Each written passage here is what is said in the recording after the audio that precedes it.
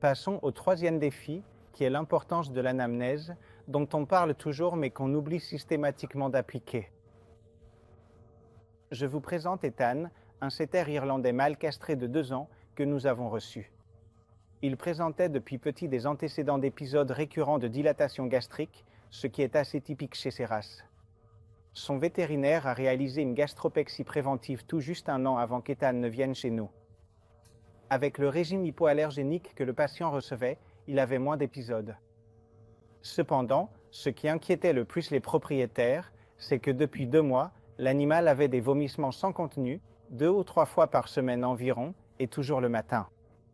À ce stade, on se demande toujours, est-ce qu'on s'arrête là avec l'anamnèse? Eh bien, en vérité non, parce qu'en réalité il faut aller plus loin dans ces cas-là. Il est important, chez ces patients qui vomissent, de poser toutes les questions habituelles, comme de savoir s'ils mangent autre chose, etc. Mais une chose essentielle qu'on oublie souvent, c'est de demander précisément quand le patient a vomi et aussi quand il a mangé pour la dernière fois.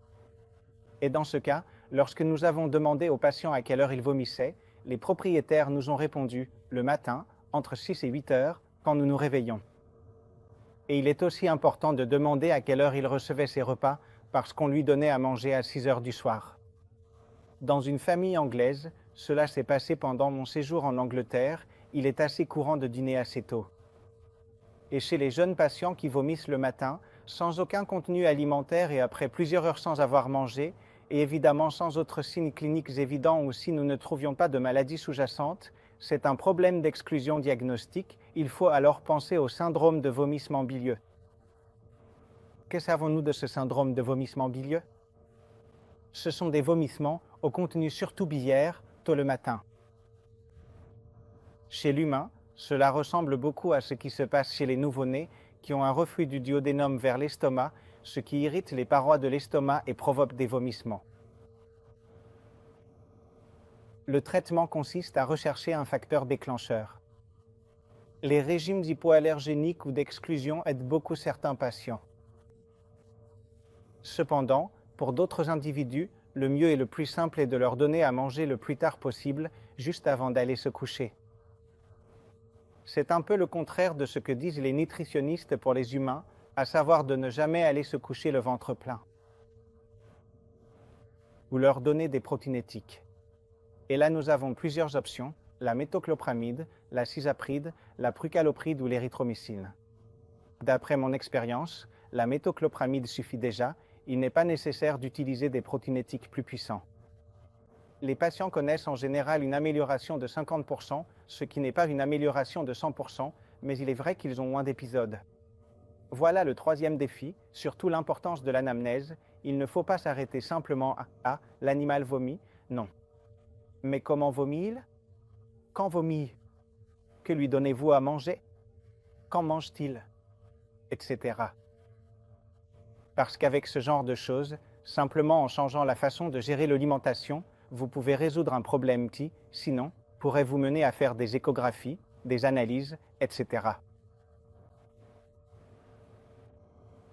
Donc, passons au quatrième défi, d'accord? Oui, bien sûr, une question importante à propos de ce vomissement soudain et inattendu.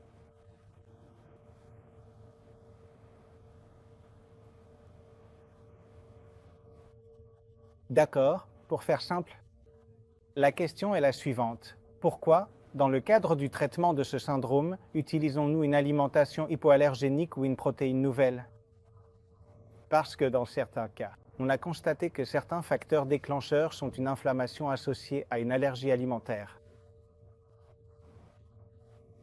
C'est un facteur multifactoriel où l'inflammation de l'estomac joue également un rôle très important. Ce sont des animaux chez qui, uniquement si l'on fait une biopsie, etc., on peut constater une certaine inflammation et qui peuvent répondre à des régimes d'éviction. C'est un syndrome assez multifactoriel. Je connais des animaux qui ne réagissent pas à ce régime. Ou il y a des animaux qui prennent le même régime avant d'aller dormir. Oui, une question. Nous n'entendons rien. Allô? Dans le cas de l'utilisation de prokinétiques, utilise-t-on le protocole habituel ou y a-t-il des modifications à apporter? Bonne question. La question est la suivante. Dans ces cas où nous administrons des prokinétiques, appliquons-nous un protocole habituel en utilisant par exemple la méthoclopramide 3 fois par jour, ou bien appliquons-nous d'autres protocoles? Dans ces cas-là, je commence toujours avec la dose minimale et si possible, par exemple, le soir avant le coucher. Ça peut être une façon de commencer et je pense que c'est vraiment la plus intelligente et la plus logique. Il peut s'agir d'animaux ayant un problème pour évacuer. Cela peut beaucoup aider chez les animaux, car une seule fois par jour suffit. Et sinon, vous pouvez l'administrer plus souvent ou bien augmenter la dose. Vous pouvez aussi opter pour d'autres médicaments. Malheureusement, la cisapride n'est pas facile à obtenir, il faut passer par une procédure administrative en Espagne, mais il est possible de l'obtenir. Nous savons aussi que c'est le prokinétique le plus puissant dont l'efficacité supérieure est démontrée.